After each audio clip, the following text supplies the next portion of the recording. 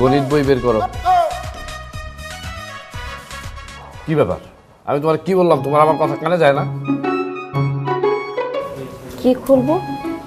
বললাম গণিত বই খুলতে। গণিত বই খুলো। খুলতেই হবে ভাইয়া? তুমি আমার মেজাজটা খারাপ করো না তো। হেই, কিসের ভাইয়া? কে ভাইয়া? আমি হলো তোমার স্যার, মানে আমি তোমার শিক্ষক। তোমার আব্বু আমাকে কেন আনছে? তোমাকে পড়ানোর জন্য। বইগুলো। হ্যাঁ, আপনি আমাকে বকা দিয়েছেন। আপনি জানেন আমার এতদিন যে যতগুলো স্যার ছিল আমাকে একজনও বকা দেয় নাই। এই মাত্র আপনি আমাকে বকা দিলেন। আপনি একটু মিষ্টি করে বললে আমি বইটা সব খুলে ফেলতাম। তোমাকে কখনো কোনো স্যার বকা দেয় নাই দেখে তুমি 2বার ফেল করছো। এখন আমি যদি তোমার সাথে একটু ভালোভাবে কথা বলি তাহলে তুমি আরেকবার ফেল করবা। তাহলে কয়বার হবে? 3বার। একদম হ্যাট্রিক হয়ে যাবে। বই বের করো। বের করো।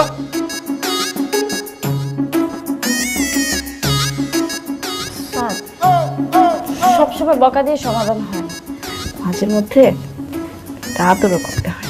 ওরে বাবা, তুমি কি বাচ্চা নাকি যে তোমার আদর করতে হবে? তুমি তোমার সাথে দেখি অনেক বড় একটা মেয়ে। স্যার যে কি বলেন। আমার বান্ধবী আছে না, ওর হাজবেন্ড ভার্সিটির টিচার। উনি তো সবসময় আমার বান্ধবীকে আদর করে। আচ্ছা, তুমি এসব আজে বাজে কথা না বললা, ঠিক আছে? তোমার গণিতে কোথায় কোথায় সমস্যা এটা একটু আমাকে বলো। আমার তো সব জায়গায় সমস্যা ভাইয়া। আবার ভাইয়া? এই, তোমার বলছি না স্যার বলতে, ভাইয়া বলো কেন? স্যার, আমার সব সব জায়গায় সমস্যা। এটা তো তোমার দেখে অবশ্য বুঝতে পারছি আমি। শোনো, আমি যেভাবে বলবো সেভাবে পড়াশোনা করতে হবে, কিন্তু কোনো ফাঁকিবাজি দিলে চলবে না।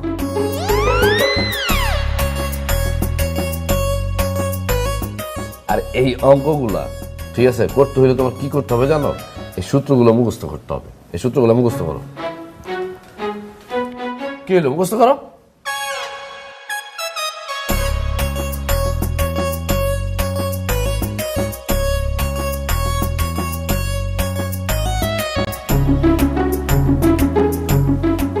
কি লেখছো? তুমি পড়তে পারো না?